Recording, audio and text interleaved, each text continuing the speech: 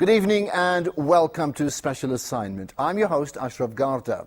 Tonight we bring you shocking stories of people who claim that they've been tortured at the hands of police.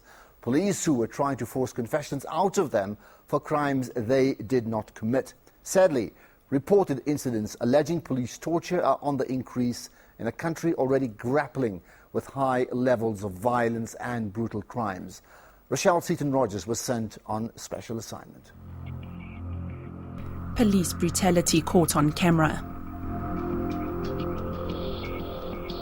This victim was tortured until he confessed.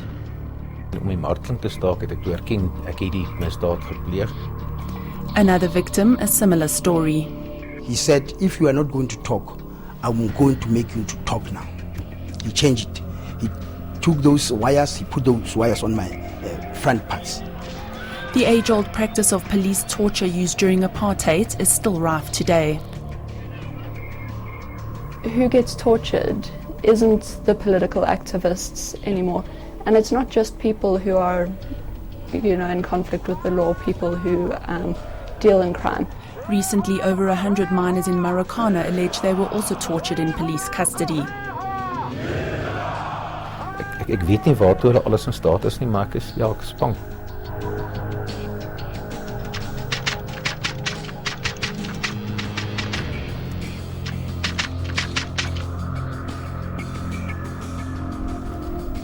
This is Johan now, a farmer just outside of Wolmaranstad in the northwest province.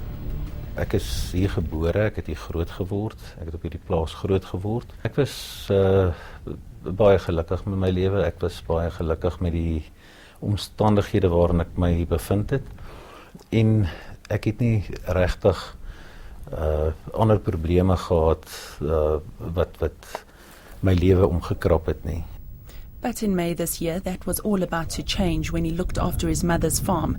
Days later, he noticed a break-in. Ons het toe vasgestel dat daar gepeter was met die kluise, dat daar's veiligheidshekke oopgebreek in die huis.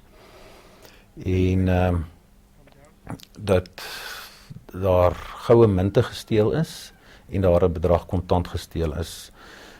Die bedrag is ek vandag nog nie seker van nie. Johan says that on Monday, the 7th of May, 3 men arrived saying they were from the Klerksdorp organised crime unit. They told Johan to get in the car and hand over his cell phone. Ek het my selfoon uit my sak uitgehaal met my linkerarm, my linkerhand, ek het hom oorhandig en hy het my pols, die selfoon gevat en my pols vasgegryp en vir my gesê, ek moet stilhou, hulle gaan net my praat. En toe 'n paar rugbykouse tevoorskyn gebring, dit toe om my gewrig te gedraai en my toe geboei. Johan says the police officers then pulled a wool beanie and a material bag over his head and began to electrocute him. Hulle het my toe beskuldig dat ek die inbraak gepleeg het en die elektriese skokke het erger en erger begin toeneem in intensiteit. My hele liggaam het in mekaar geruk. En hulle het dit net nie opgehou nie, gereeld die sak stywer getrek om my ken en ek kon nie asem kry nie. Ek kon hoor hoe 'n vuurwapen gespan word en hoe hy teen my kop gestamp word en sneller getrek word. At this stage, Johan was fearing the worst. Ek het geweet ek gaan doodgaan. Hulle het ook vir my gesê dat hulle van my oudste broer af toestemming het om my te vermoor en ontslae te raak van die lijk. To stop the torture, Johan says he admitted to a crime he didn't commit. After being locked up for hours, Johan was allowed to call this man, Kobus Burger, a lawyer. When I saw him, he was in a terrible state. He was complaining, he was traumatized. You could see that he was extremely traumatized. Alleging at that stage that he has been tortured by the police. He showed me marks on his hips, on his legs, where they attached electrical wires to him, and they shocked him. He was in a terrible state, and he begged me to get him out of there because he was fearing for his life. Johan says he was held by police for 2 days without his blood pressure medication. He was later admitted to hospital. To this day, he's still not been charged with anything. Coming up, more allegations of torture while implicated cops walk free.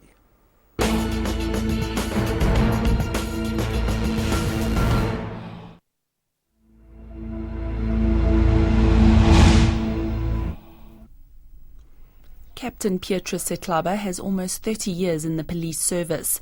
Never in his wildest dreams did he expect that his own kind would turn against him. 2 years ago, he was arrested by the Klerksdorp Organised Crime Unit, accused of robbing a bank.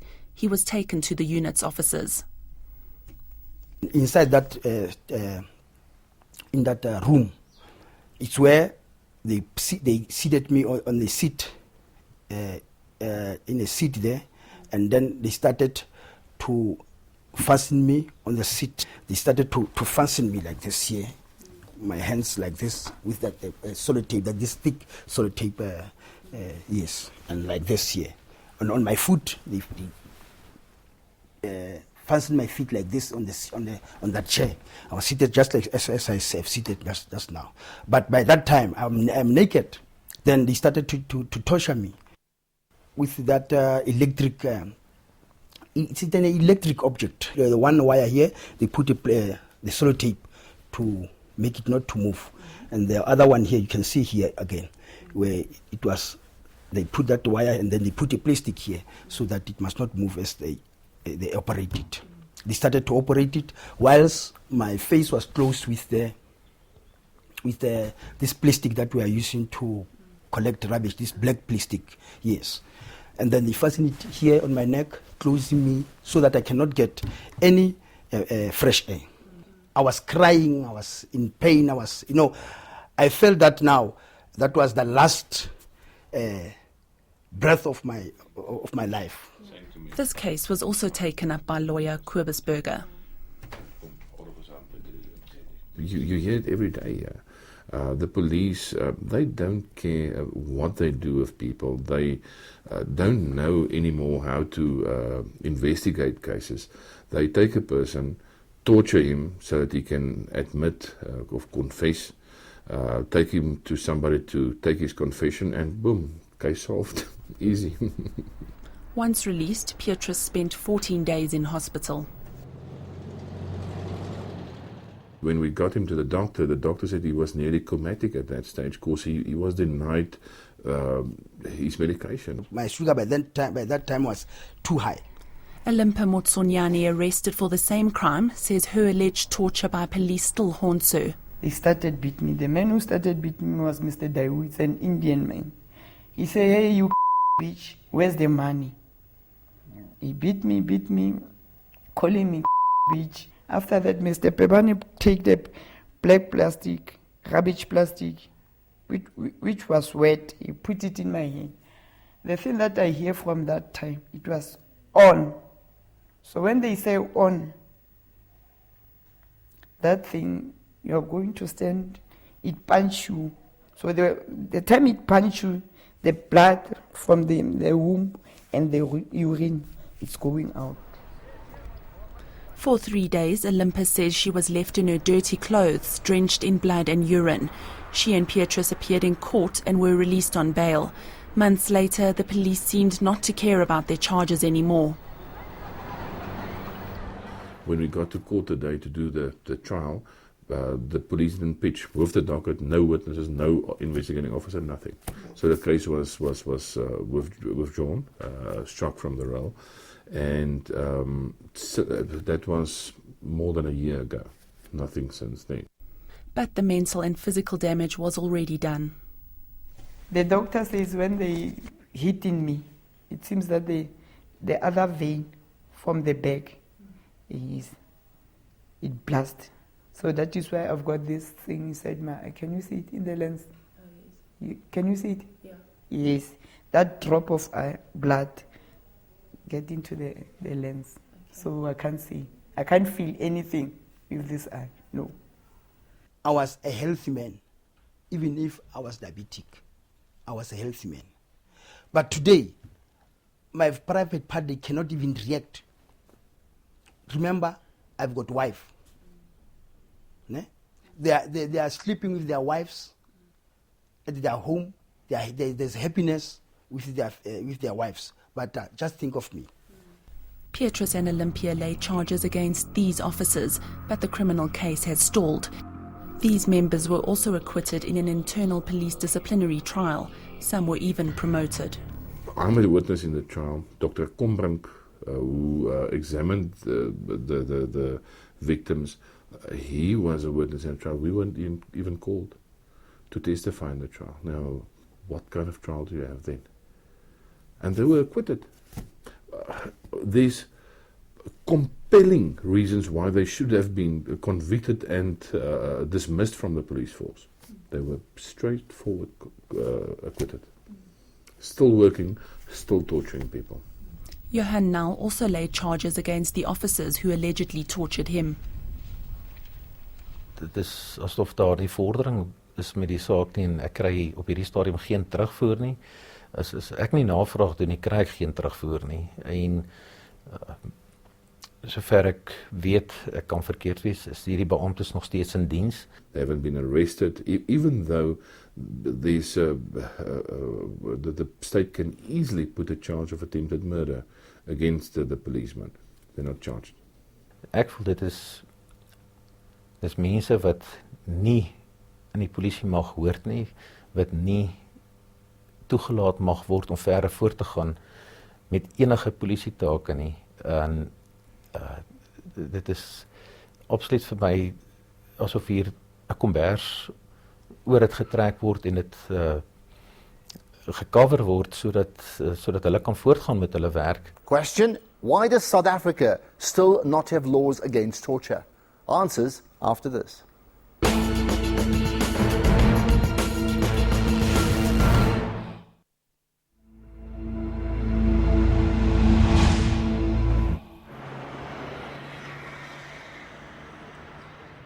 Statistics reveal that police torture is on the increase. Many more cases go unreported. However, in the year preceding that, we saw an increase from 5 cases to 41 cases. These are happening around the country. What happened was when apartheid ended, people assumed that torture stopped happening, but that's not true. Torture still exists. What we've seen through certain research is that there is indications that torture still happens in police custody or en route to the police, so for instance in the back of a van, and so it clearly still exists. These officers were caught on camera in KwaZulu-Natal, but experts say many more never have to answer for their crimes. Despite torture still plaguing South Africa, it's not criminalized. Recent public hearings were held in Parliament on the draft torture bill, which has been in the pipeline since 2003. It's still unclear when it will be passed into law. As we come back once again to... If a police tortures a person, they won't be charged with torture because there is no law for torture. And so instead of that, they're charged with assault and the intent to do grievous bodily harm. It should make it easier for us to investigate if people were charged with torture, because that would be the offense. And we think that the penalty would be higher instead of a person getting a fine or a suspended sentence. But how would the sentence for torture differ to that for assault with grievous bodily harm? Those responsible for the legislative change, they've actually incorporated the direct imprisonment as the only form of offense, excluding things like fine and any other non-custodial sentences. So hopefully it's going to address some of the challenges, because when you look at the sentencing options, they are very restricted. What we found is that in other contexts, if a person will see that there are severe consequences, they're less likely to act in a certain way. And so by making torture illegal in South Africa, there will be consequences that are more severe. But what's behind some police officers behaving in such brutal ways? Often the police will torture because there's a lot of pressure from the public. South Africa has very high crime rates, and because of the high crime rates, people want drastic solutions. And so there's a lot of pressure from the public to say, deal with the crime. There's also the fact that in many respects, both the police and South Africa in general hasn't dealt with the past. It hasn't dealt with its own traumatization. And that includes the leadership in South Africa. We also found that in terms of police, they deal with really hectic things. And they aren't really encouraged to seek psychological help. And because of that, they're not able to deal with their own trauma. Some also attribute the behavior to lack of skills and training. Police must investigate. If there is no evidence, there is no evidence, you know. And they shouldn't force people to admit to something that they didn't do. We use violence in all tiers of our society. We've seen it from the protests march all the way through to the police. And so violence is basically becoming a language of expression and a language of solutions. And unless we deal with it, and on all tiers of our society, we're going to remain a violent country. Police policy prevents us from interviewing the officers in question, but this is the official stance. The SAPS doesn't condone torture. It's certainly not our regulation that to extract information from people you have to torture them to do so. There are many ways to interrogate and extract information out of people. Torture is a shortcut, but it is not sanctioned within the SAPS, and so we strongly condemn it. Within the Hawks, we have what you call the integrity unit. What happens is when allegations, criminal allegations come against our members, we then investigate, and flowing from that investigation, disciplinary cases are taken. But what about the alleged critical flaws in the internal disciplinary processes against the officers in Olympus and Petrus's case? And why are the members still working, despite ongoing investigations by the IPID? The IPID investigation is a separate investigation from an internal investigation that was done by our organization. As you correctly say, the Hawks did their own investigation, which cleared those people, and because it's an outside investigation, it's very difficult for us. Labor laws will not allow us to suspend them while the IPID are busy with their own investigation. So how many officers have the Hawks found guilty of torture? But we haven't found anybody guilty, so it would be very difficult for me to pronounce what kind of a verdict that would be. This begs the question of how thorough the internal investigations are. Since his alleged torture by police, Johan has been left traumatized. How do these people carry on with their lives, knowing that the alleged perpetrators are still out there? Ja, ek het soos ek gesê het reeds vandat ek opgeneem is in die hospitaal, kry ek berading en gereelde berading, en my sielkundige het ook gesê dat dit gaan langtermyn wees.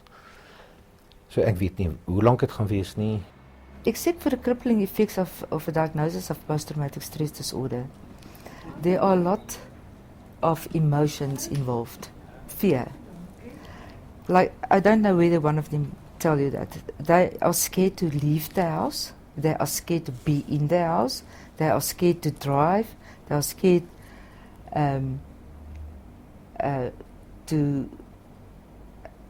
scared of anybody in uniform. They fear that these people will come back and torture them again, and they fear that they will come back and kill them. The Cato Manor unit is another unit accused of perpetrating atrocities. Most policemen or police officers suffer from trauma themselves, and trauma causes a type of emotional numbness, and it doesn't affect them to torture somebody. The other thing I think is that they just want the case solved for the statistics. And that makes me very cross. And then there are people that is just evil. Whatever the reason, these actions will have long life effects on their victims. My hele normale daaglikse lewe is omvergewerp. Ek slaap bitter sleg. Met tye 5-6 ure 'n week. En dan gereelde nagmerries, paniekaanvalle. Daar's so baie dinge. Ek kan nie 'n normale lewe lei nie. Olympia, who is primary caregiver to her bedridden mother, is left in limbo.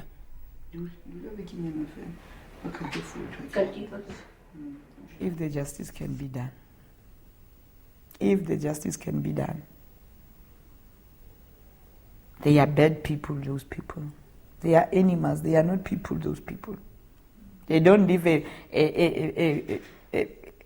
a life of people. No, they are animals.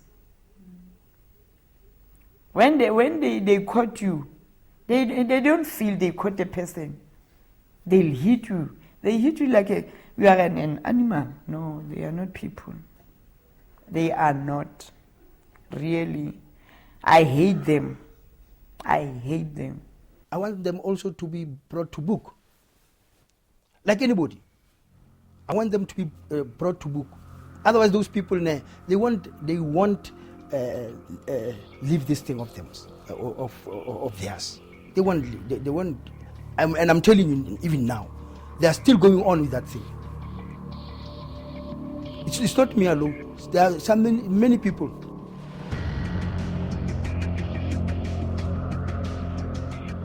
Now, I'd like your take on this issue. If you're tweeting, use the hashtag special assignment. You can also Facebook or email us. And join the follow-up discussion on my radio show on SAFM. That's at 2:30 p.m. on Friday. Now to feedback from last week's show about Tongaat Hulit's business dealings in Mozambique. I've picked out 2 comments. Amelia Milligan posted this on Facebook saying, "This is exploitation and corruption by the very people that are elected to serve and uplift communities." And Usha Sukaru says, "These farmers need to educate themselves better and know their rights, making it easier to bring Tongaat Hulit to justice." Well, that's it for tonight. Join us again next week when we point out the issues that matter.